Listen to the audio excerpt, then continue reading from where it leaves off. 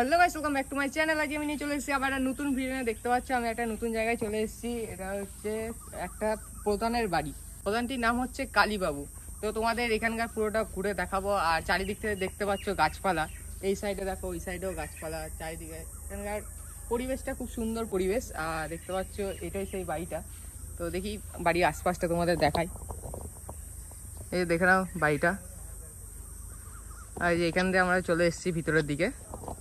আর চারিদিকেই পুরো সবুজ গাছপালা। এখানে অনেক লোকই আসে ভিডিও করতে এই জায়গাটা। তোমরা কে কে চেনো আমাকে কমেন্ট সেকশনে জানিও জায়গাটা। আর বাড়িতে হয়তো এখনো লোকজন থাকে।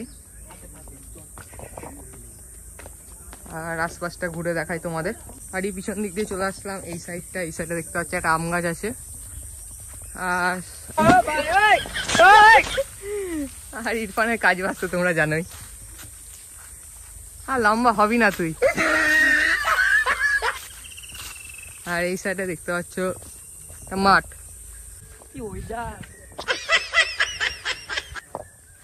কি করবো কি করবো যা সুন্দর কেমন দেখি একটা রিলসের মতো একটা শট দে।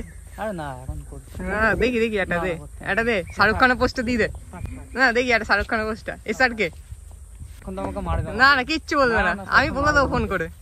শাহরুখ খান কি হয় তো? ও বাবা, তুই বুঝবি না। আমার তো না কাকা হয় এটা কাকার পোস্টটা দিয়ে দে একটু। কাকা পোস্ট যাবো না আমি, কাকাই তো মানা করেছে আমাকে। কাকা দিতে বারণ করেছে, বলছি কপি মাল চলবে না, কপিরাইট পড়ে যাবে না। শরৎকাল এটা, শরৎকাল চলে এসেছে এখন, তাই নাকি? দুদিন পরে এখানে খুব আপেল টাপেল আসবে এক গেলা, তখন ছুঁয়ে আসবে রাতে। তুই আসবি না আসবো রাতে বেলা। আমি মানে কাশফুলে করে ভর্তি পুরো জায়গাটা পুরো।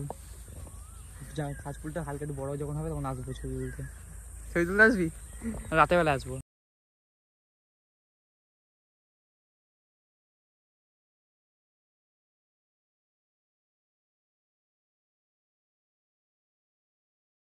এখন বাগানটা ঘোরা হয়ে গেল। বাগানের সাইডটা কাশফুল দেখতে পারলে পুরোটাই।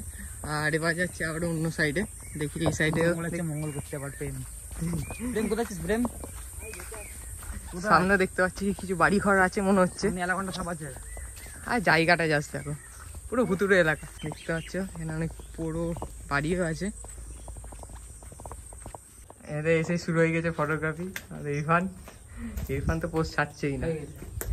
কেমন লাগলো তো ফটো তুলে? কি জানি কেমন লাগলো। ভালো লেগেছে? ভালো লেগেছে। এই ব্যাপার।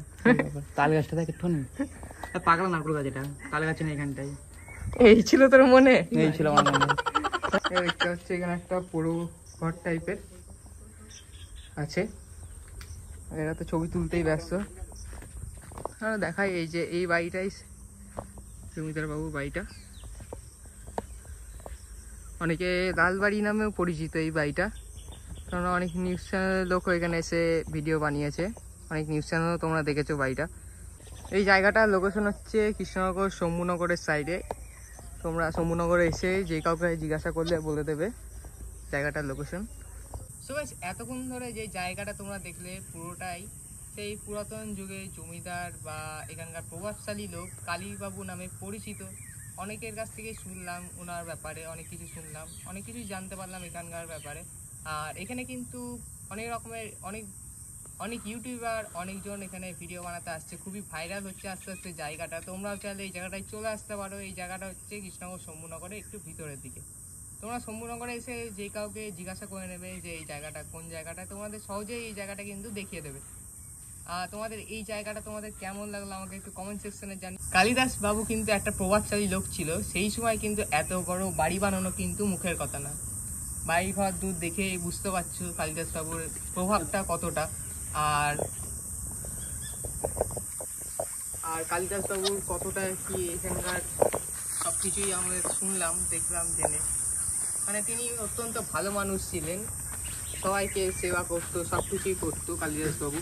সো গাইস, আজকের এই ভিডিওটা তোমাদের কেমন লাগলো প্লিজ কমেন্ট সেকশনে জানিও। আর ভিডিওটি ভালো লাগলে please like, comment, share and subscribe. তো আজকের মতন টাটা, বাই।